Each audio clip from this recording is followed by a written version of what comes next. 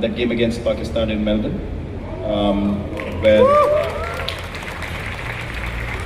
I was told later our chances of winning the game was like 3% or something. Most crave situations when people feel like it's gone and then somehow you can manage to pull the game back.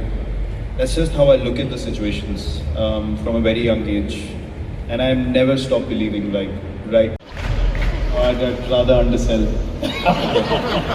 I'm done with it. Thank you. I have this question, right? We all have seen Virat on the field. What happens when he usually somebody else takes a wicket? Virat is running from one end of the ground to the other end of the ground. He's jumping onto the border. There's a whole lot of drama that happens. What is he like inside the four walls of an office? To me, does he jump on you as well? What happens? You have Virat Kohli on stage. You have everyone wanting to listen to him. Why you I said that to both of you. Okay. It's just that you're in my Virat. Okay. You jump on him in the office. What happens when you get too much of something? He sees me too much. That's why.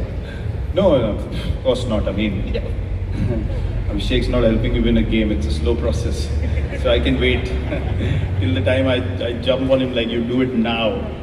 No, it's look, we're doing things at our own pace. So there's no desperation of any sort, and every idea is welcomed with an open mind. And even if something can't be done, like they're very honest about it. Like it has to make sense from both sides, and we go ahead and execute. So yeah, very different from on the field.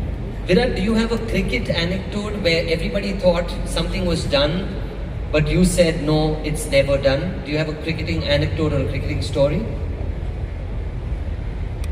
I've had a few experiences through my career like that. There's almost I'm not sitting here and claiming any of this. I'm made this way.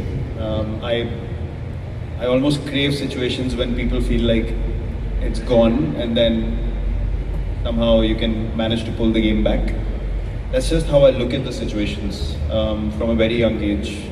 And I've never stopped believing, like right till the very end, that the game is lost or we can't win.